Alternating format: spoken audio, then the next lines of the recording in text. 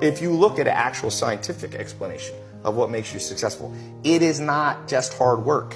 If that's true, construction workers would be the wealthiest people in the world. Waiters and busboys, they work harder than the owner. The most scientific psychometric personality test is called Hexaco. It's more accurate than Big Five, which used to be. It's much more accurate than Myers-Briggs, INFJ, ENTP, all that stuff. So Hexaco tests you on 26 facets of your personality.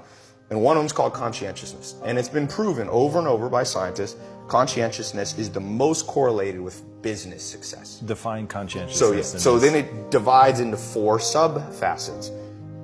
Organization, perfectionism, diligence, and prudence.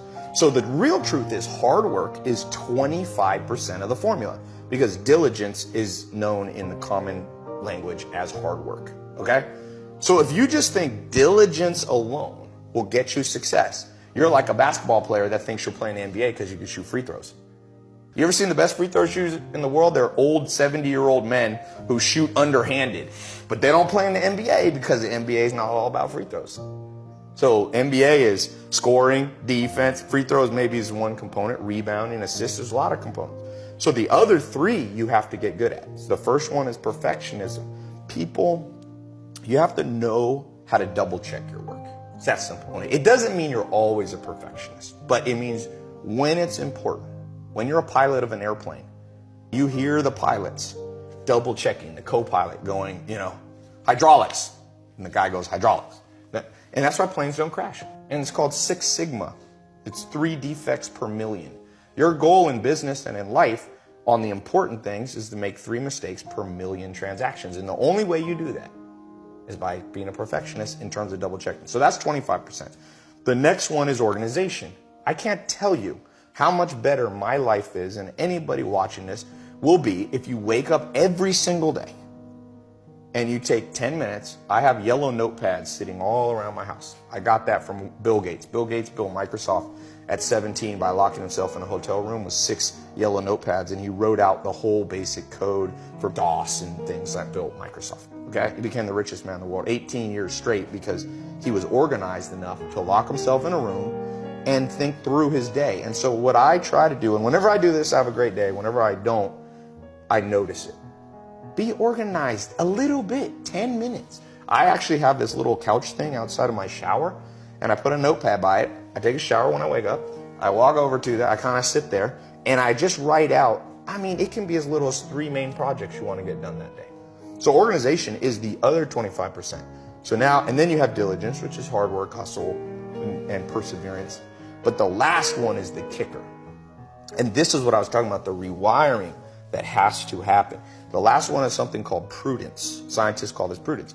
Prudence is the ability to make the right decision. And I can't tell you how many entrepreneurs and non-entrepreneurs, even me at times too, I'm not special, I'm lumping all of us in this. Because of our upbringing in society, our goal is, let's say our goal is like that camera right there. So let's assume that's north. So I have this compass in my brain, and my goal is to go right there. Let's say it's a mile away, so north. What happens if society, my upbringing in school, wired my compass exactly backwards? So I think, let's say I can't see that camera, but I know I want to go north. So I pull out my compass, and it points that way. So I just take off walking. And I do it in an organized fashion. I do it in a perfectionist manner. I'm perfecting my steps and my posture. I'm also working on, hard work and hustle. Keep walking towards your goal. Well, the truth is, if you go south when you should go north, you could have gone 1 mile, but the earth is about 24,000 miles in circumference. So you get to walk 24,000 miles and you'll come up on the backside and you will get your goal. That's most entrepreneurs.